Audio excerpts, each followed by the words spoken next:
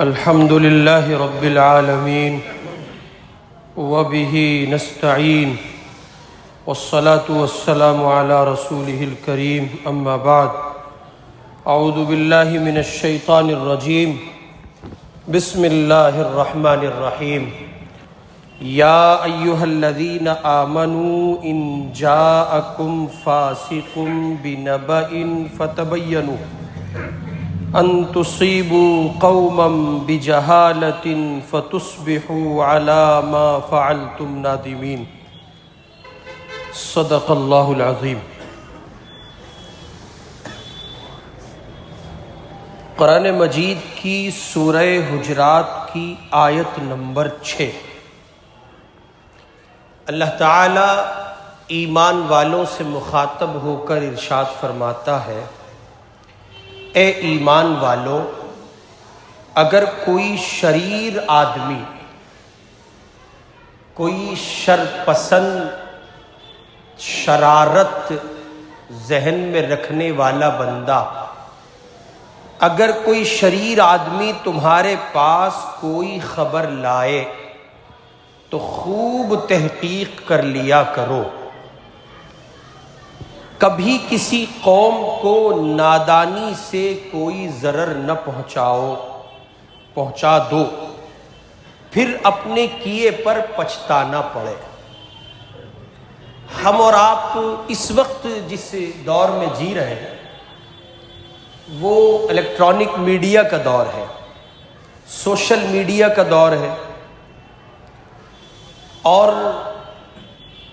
یہ زمانہ جس سے ہم اور آپ اس وقت گزر رہے ہیں اس حوالے سے بہت زیادہ نزاکت رکھتا ہے۔ منٹوں میں چیزیں آتی ہیں اور منٹوں میں چیزیں جاتی ہیں۔ آپ 7 سمندر پار امریکہ کے نظارے، وہاں کی خبریں، وہاں پر ہونے والی ایکٹیویٹیز و ہلچل، اس کو آن کے آن لمحات میں یہاں دیکھ لیتے ہیں، اور اگلی گھڑی میں آپ کے ملک کا منظرنامہ 7 سمندر پار بیٹھا بندہ امریکہ میں دیکھ لیتا ہے۔ قرآن مجید کی اس آیت میں اللہ تعالی نے ہمیں اور آپ کو اس اہم اور نازک معاملے سے متعلق گویا متوجہ فرمایا ہے، اور یہ بات اس آیت کی روشنی میں واضح ہو جاتی ہے، کسی بھی معاملے میں، کسی بھی مسئلے سے متعلق کوئی خبر آپ تک پہنچتی ہے، کوئی بات آپ تک پہنچتی ہے، تو مومن بندے کے ایمان کا تقاضا یہ ہے کہ وہ اس کو سن کر بہت جلدی کوئی کسی طرح کا ریئیکٹ نہ کرے، چپ رہے، خاموش رہے۔ ایک بندہ خبر لایا ہے، تحقیق کرے اس خبر کا معیار کیا ہے، اس خبر کی تصدیق کی جائے جو آپ تک پہنچی ہے، اور تصدیق میں جب یہ بات واضح ہو جائے کہ خبر لانے والا سچا ہے اور خبر بھی سچی ہے، اب اس بات کو آگے نقل کیا جائے۔ اور اگر آپ نے بغیر تحقیق کے کسی مسئلے میں کسی خبر کو قبول کر لیا اور بہت جلد آپ ریئیکٹ کرنے میں کامیاب ہوئے، سامنے والے کو آپ نے کوئی ریئیکشن دے دیا، تو نتیجے میں کتنے سنگین نتائج سے آپ کو گزرنا پڑے گا اس کا اندازہ بھی آپ کو شاید نہیں ہوگا۔ موجودہ زمانے میں اس اصول کا جو شریعت نے طے کیا ہے کہ جب کوئی تمہارے پاس کوئی خبر لے کے آئے تو تحقیق کرو، اور سب سے بنیادی پیمانہ تحقیق کا یہ کہ خبر لا کون رہا ہے، پھر خبر آ کہاں سے رہی ہے، پھر جس آلے کے ذریعے خبر آپ تک پہنچی ہے اس کا پلیٹ فارم کیا تھا پیچھے.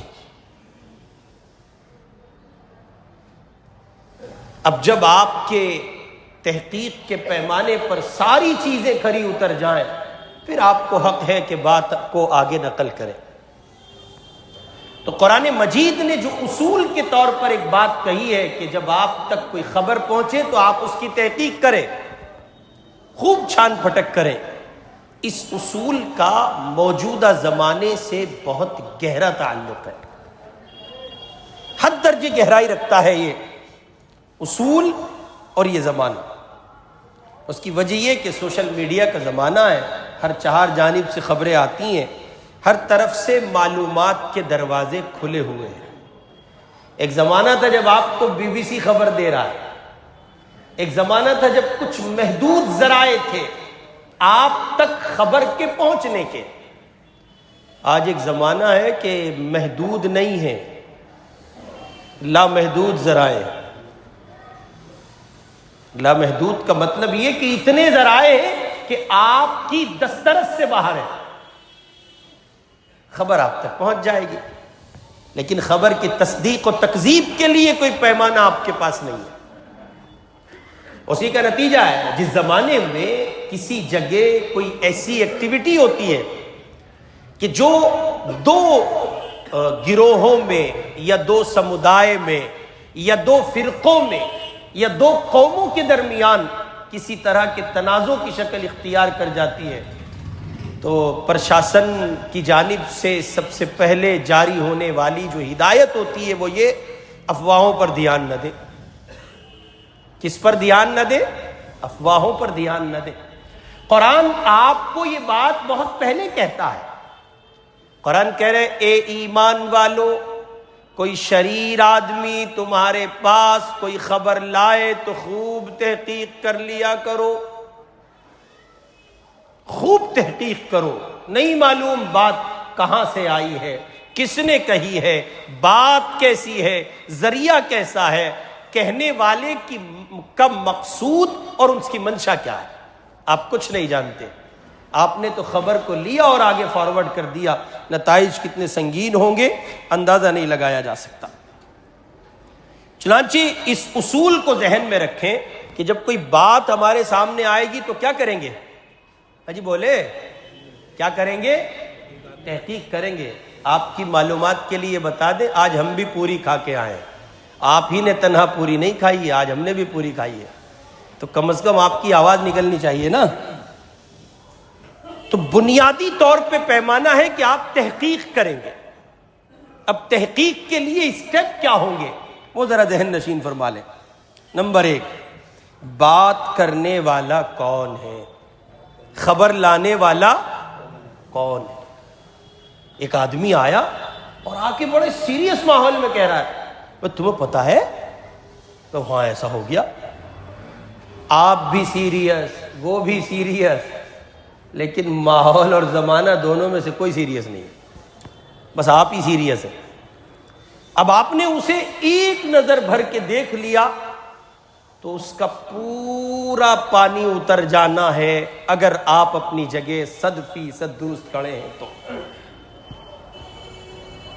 اس کا پورا پانی اتر جانا ہے. اور اگر آپ نے اس کی بات کو گردن نیچے کیے ہوئے پذیرائی دی اور اس کی آنکھوں میں آنکھیں ڈال کر اس سے یہ سوال نہیں پوچھا کہ کہاں سے لائے ہو یہ خبر، تو جانتے ہو نتیجہ کیا ہوگا؟ وہ آپ کو باتیں پروسنے کا عادی ہو جائے گا اور پھر اسی طرح آپ کو خبریں دریافت ہوں گی اور موصول ہوں گی. اس لیے شریعت اسلامی کے اس اصول کی روشنی میں پہلا ضابطہ طے کیجئے بات کرنے والا کون ہے. لہذا سب سے پہلے اس بات کا جاننا ضروری ہے کہ جو شخص بات کر رہا ہے وہ خود کیسا ہے، اس کے اپنے اندر کتنی سچائی ہے، اس کا کردار و اخلاق کیسا ہے. کہیں وہ کوئی مشکوک یا کمزور کردار کا مالک تو نہیں ہے. ایسا تو نہیں وہ جہاں کہیں سے جیسی تیسی ادھوری بات سن لیتا ہے فوراً آگے پھیلا دیتا ہے. ایسا تو نہیں ہے. اور اگر ایسا ہے تو پھر اس کی بات کو اسی مجلس میں ریجیکٹ کیجئے، کنڈیم کیجئے، ختم کیجئے اس کی بات کو، اور اس سے کہیے خاک ڈالیے، ان باتوں پر دھیان نہیں دیتے۔ تو اصول کی روشنی میں پہلا ضابطہ کیا ہے؟ یہ دیکھنا ہے بات کرنے والا کون ہے۔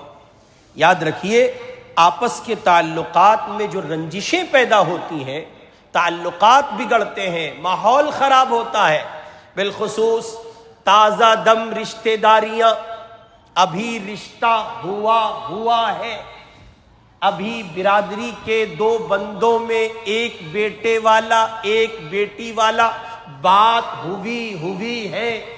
کچھ لوگ ہیں جن کو آپ کا مل جانا اچھا نہیں لگ رہا ہے، کچھ لوگ ہیں جن کو اس بات کا ڈر ہے کہ آپ اور وہ اگر مل گئے تو ایک طاقت وجود میں آ جائے گی، اس لیے وہ بھولے بن کر، بھلے بن کر، سیدھے بن کر، سچے بن کر آپ کے پاس آئیں گے۔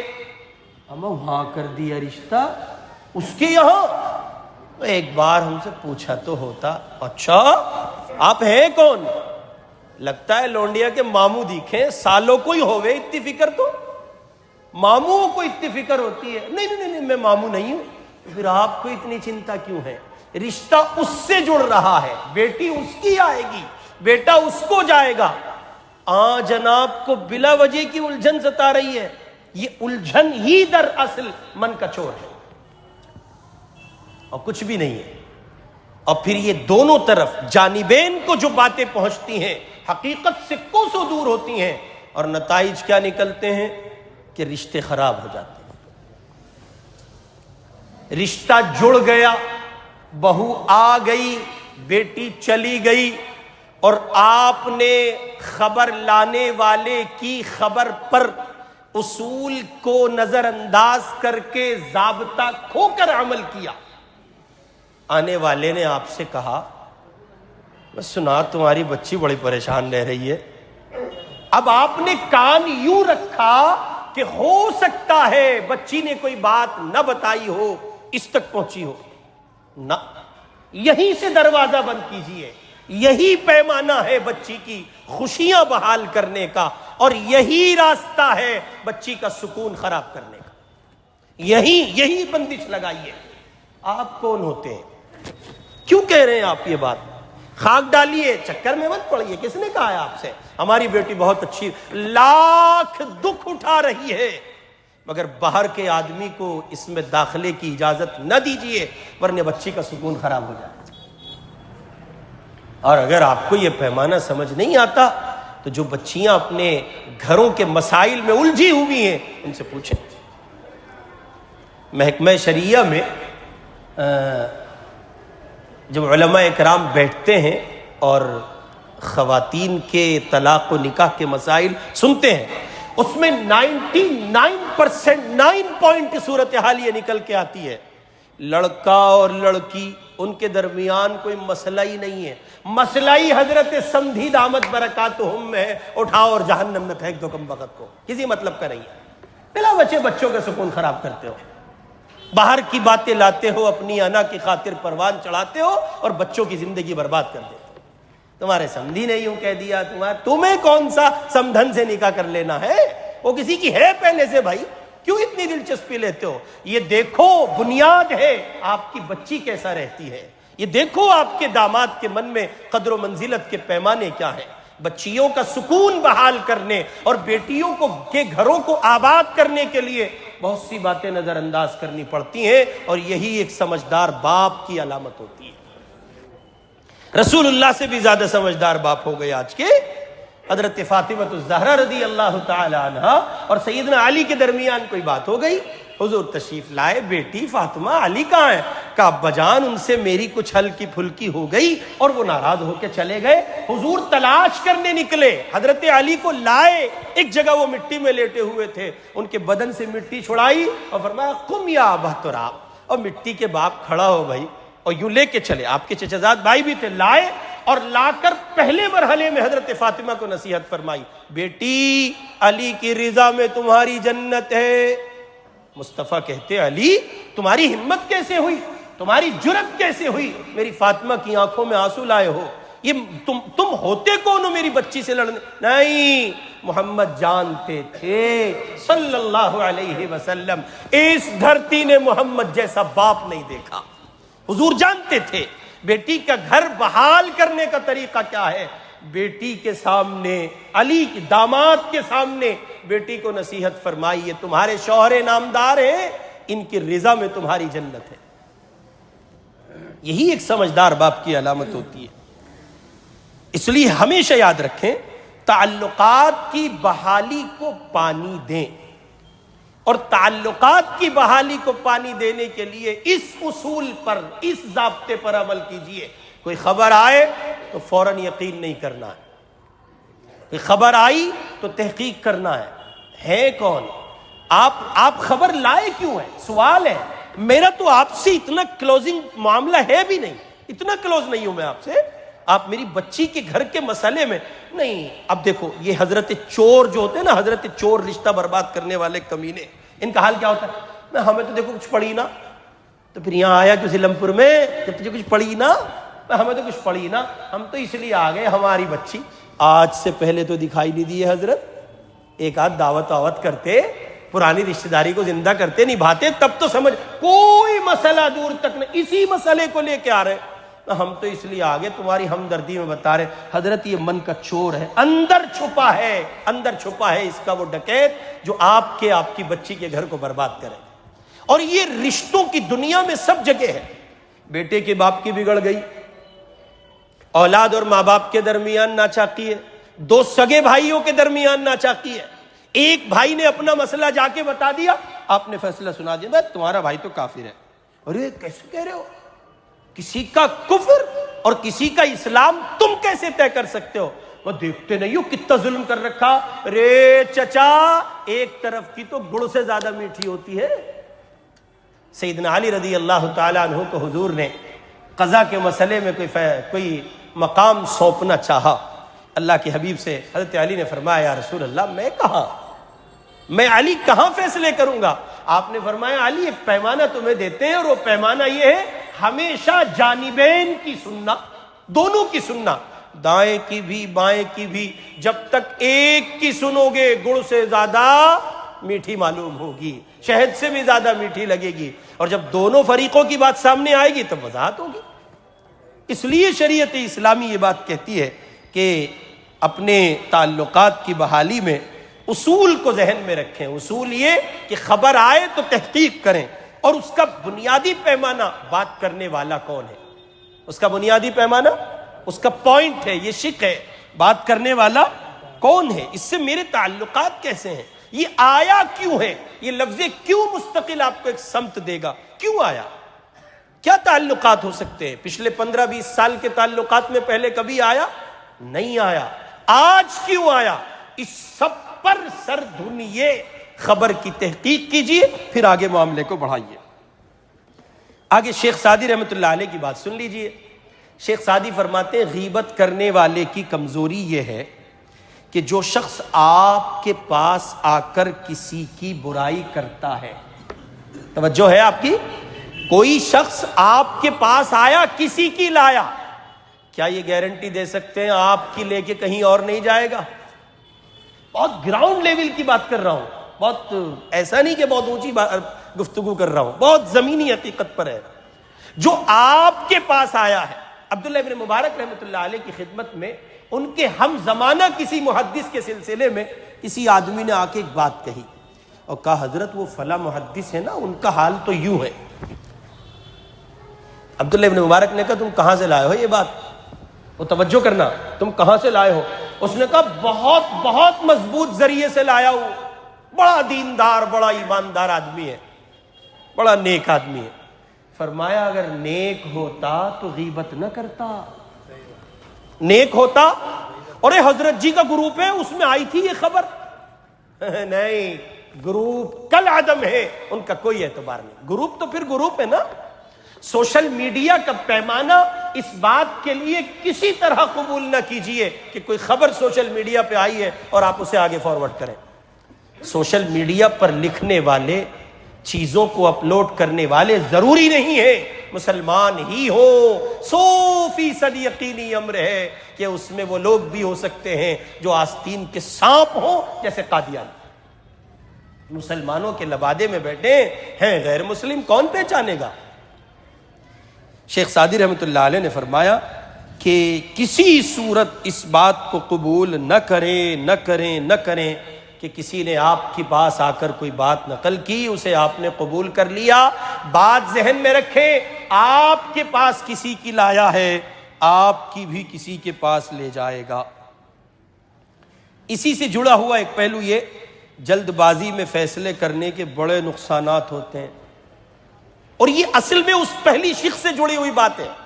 جب آپ وہیں تھم جائیں گے نا، آپ بات ہی نہیں کریں گے. آپ کے پاس کوئی بندہ آیا اور آپ نے اسی کو جانچنا شروع کر دیا، بھائی پہلے کسوٹی پہ ہم آپ کو پرکھیں گے، آپ بتائیے. آپ یہ ظاہر ہے اس سے سوال تو نہیں ہوگا لیکن اپنے من میں سوال ہوگا، یہ کیوں آیا، اس کا ہم سے تعلق کیا ہے؟ برادری کا بندہ ہے، برادری میں لیول کیا ہے اس کا ہمارا، اس سے رشتہ داری کا پیمانہ کیا ہے، کتنی دور کی رشتہ دار، اس کی نانی کی بہن کی خالہ کی پھپھی کا پتہ نہیں کہاں کے جتے نکال کے لایا، اب ہم بھی میرٹھ کے یہ بھی میرٹھ کا، ہم بھی سردھنے کے. یہ سب پیمانے نہیں ہیں شریعت میں. شریعت میں پیمانہ یہ ہے کہ بندہ خبر لایا یہ اپنے کردار میں کیسا ہے. ایک ذمہ دار آدمی کوئی بات کہہ رہا ہے، پھر آپ سوچیے، پھر بھی فیصلہ کرنے میں جلدی نہ کیجیے، ابھی سوچئے، گنیے، دیر تک نظر رکھیے، 2-4 دن گہرائی میں جائیے، خبر کی تحقیق کیجیے، پھر بات نکلے تو کسی طرح فیصلہ کیجیے. یہ جو ہمارے یہاں بہت عجلت میں فیصلے کرنے کا مزاج ہے، اس سے بڑا نقصان ہوتا ہے. اور آپ کو بتاؤں اس سے نقصان کتنا ہوتا ہے، ذرا توجہ کر لیں کہ جب آپ اس اصول کو نظر انداز کرتے ہیں کہ کوئی خبر لایا اور آپ نے تحقیق نہیں کی، تحقیق کے بغیر بات کو قبول کیا، اور آپ نے مزید یہ کیا کہ فیصلہ کرنے میں جلدی سے کام لیا. کسی نے آ کے کہا تمہیں اپنی بیوی کے بارے میں پتا؟ اب آپ غور کریں نا، آپ سے بندہ آپ کی بیوی کے بارے میں بات کر رہا ہے تو یہ بنیادی طور پر عمل غلط ہو رہا ہے. یہ ہوتا کون ہے آپ کی شریک سفر کے سلسلے میں بات کرنے والا؟ اس کا مطلب یہ ہے آپ کے رشتے میں اعتماد کا پیٹرول نہیں ڈلتا، آپ کا رشتہ پہلے سے کمزور ہے، اس لیے باہر کے بندے کو یہ جرأت ہو رہی ہے وہ آ کے آپ سے آپ کی شریک سفر کے بارے میں بات کر رہا ہے.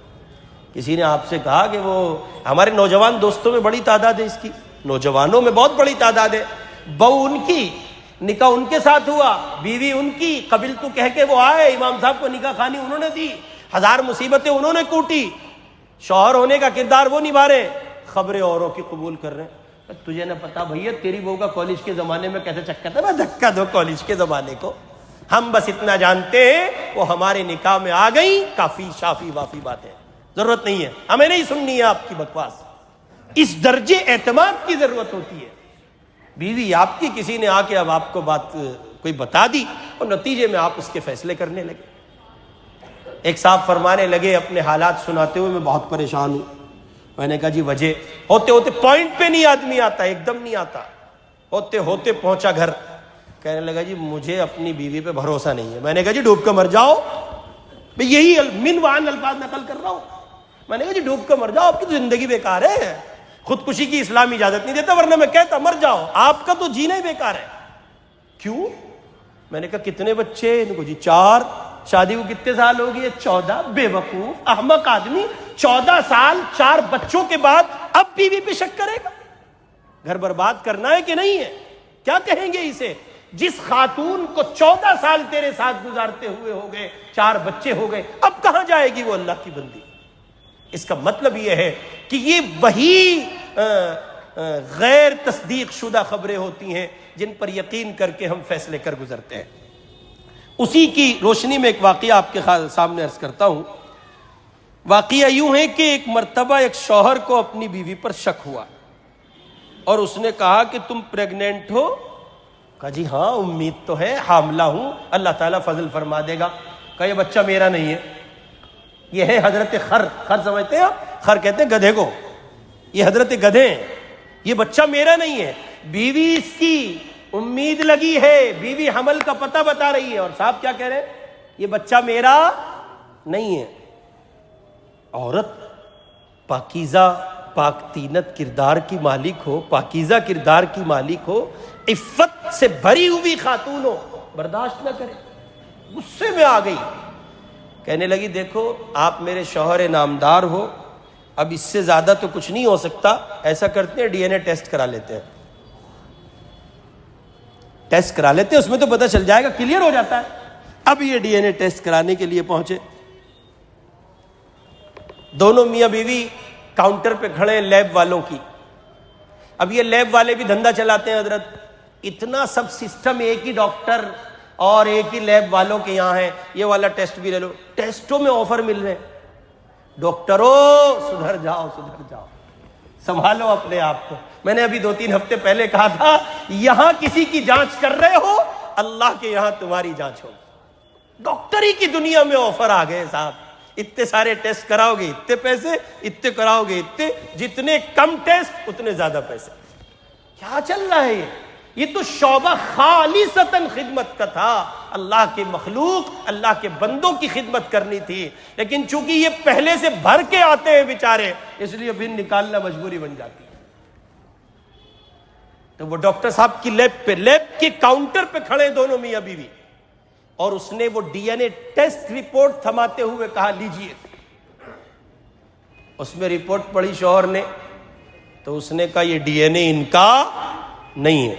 رپورٹ پڑھی اور اس نے کہا کہ یہ ڈی این اے میرا نہیں ہے.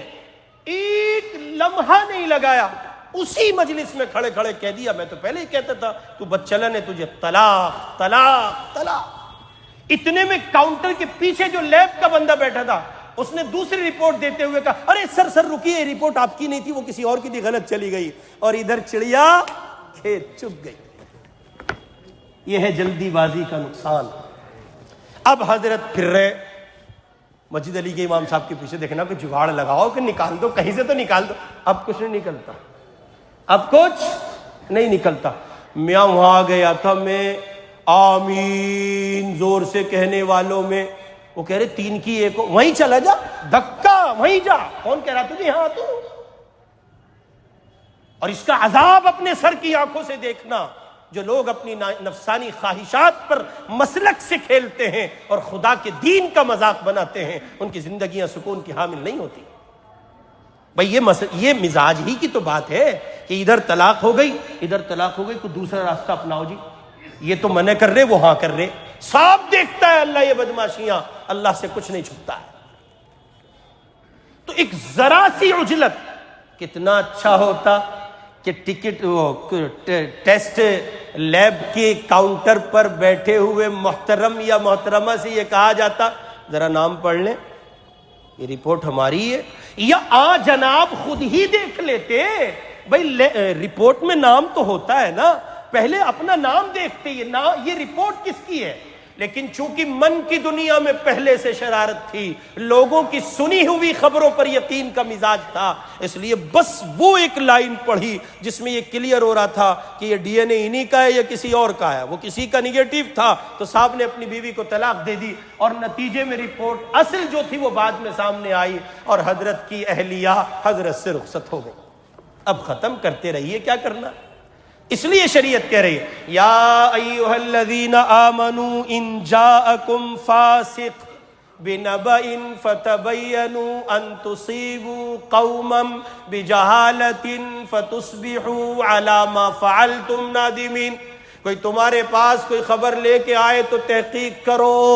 یہ اصول ذہن میں رکھو. پیمانہ یہ کہ یہ کیوں کہہ رہا ہے، کہنے والا کون ہے، کردار کیسا ہے، نمازی ہے کہ نہیں ہے، روزے دار ہے کہ نہیں ہے، سچا بھی ہے کہ نہیں ہے. رسول اللہ فرما رہے ہیں صلی اللہ علیہ وسلم، حضور نے فرمایا انسان کے جھوٹا ہونے کے لیے اتنی بات کافی ہے کہ وہ ہر سنی سنائی بات کو بغیر تحقیق کے آگے نقل کر دے.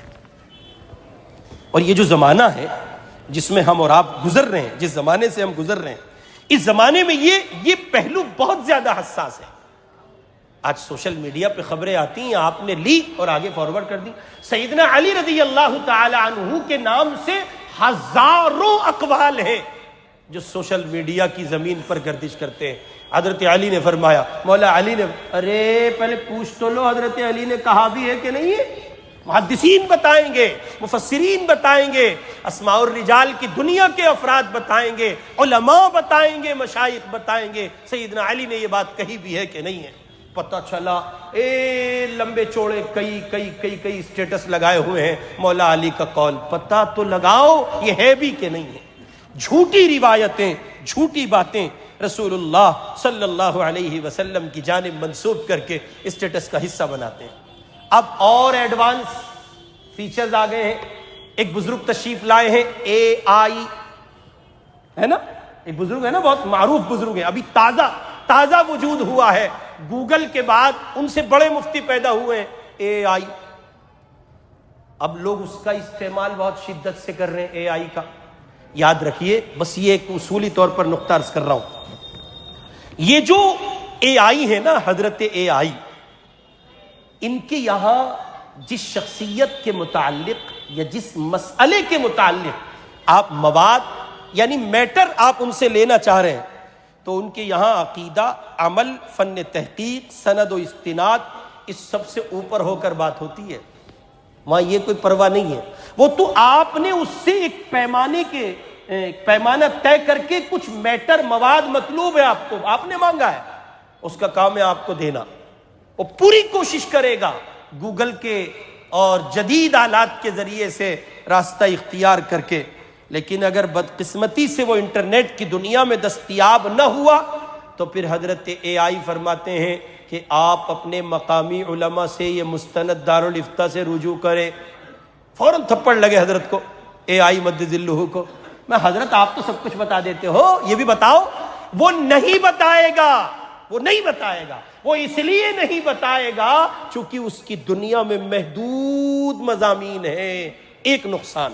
دوسرا نقصان, وہ یہ نہیں دیکھتا یہ دیوبندی مسلک کا ہے, بریلوی مسلک کا ہے, اہل حدیث مسلک کا ہے, جماعت اسلامی کا ہے. جب آپ اس پر زور ڈالیں گے تو پھر چونکہ مواد فراہم کرنا اس کی ذمہ داری ہے, سو وہ آپ کو قادیانیوں کی لیب سے اٹھا کے رپورٹیں پکڑا دے گا. لو جی, آپ نقل کرتے پھر رہے, وہ روایت ہے ہی.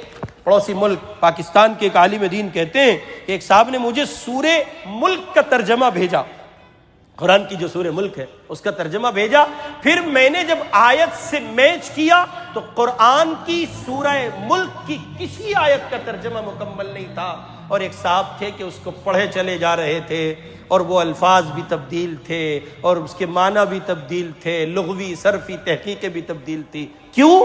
وہ سب اے آئی کا نتیجہ تھا. اس لیے درست راستے اپنائیے, بلا وجہ کی خبروں پر یقین نہ کیجیے, خبر آنے پر تحقیق کیجیے. مومن کی, ایمان والے کی, اسلام کے پیروکار افراد کی یہی نشانی ہے, یہی علامت ہے. اللہ مجھے اور آپ کو سنی سنائی باتوں سے بچنے کی توفیق عطا فرمائے, خبروں کی تحقیق کرنے کا سلیقہ اور توفیق عطا کرے. وآخر دعوانا ان الحمد للہ رب العالمین.